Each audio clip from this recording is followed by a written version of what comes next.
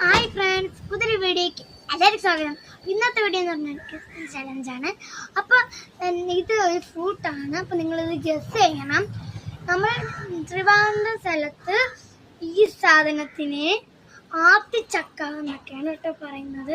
അപ്പോൾ ഇത് പച്ചയൊക്കെ ആണെങ്കിൽ നമ്മൾ വീട്ടിൽ അരിൻ്റെയൊക്കെ ഉള്ളിൽ പൊതിഞ്ഞിട്ട് അരി പുറത്തൂടെ ഇട്ട് കുറച്ച് ദിവസം കഴിയുമ്പോൾ നന്നായിട്ട് പഴുക്കും. ഇങ്ങനെ വീട്ടിലൊക്കെ പഴുക്കുന്ന സാധനമാണ്. പിന്നെ ഇതിൻ്റെ അകത്ത് വെള്ള കുറേ ചുള പോലെയാണ് കേട്ടോ. പിന്നെ 2-3 ഇത്രയുള്ള ചെറിയ കറുപ്പ് കളർ കുരുവാണ് കേട്ടോ ഇതിനുള്ളത്. അപ്പൊ ഗൈസ്, ഇത് ശകല പച്ചയാണ്. അപ്പൊ ഞാൻ ഇത് അരി കൊണ്ടിട്ട് പഴിപ്പിച്ചിട്ടാണ് കേട്ടോ തിന്നാൻ പോകുന്നത്. അപ്പൊ അതില് ഇതിനെ എന്ത് പേരാണ് വിളിക്കുന്നത്?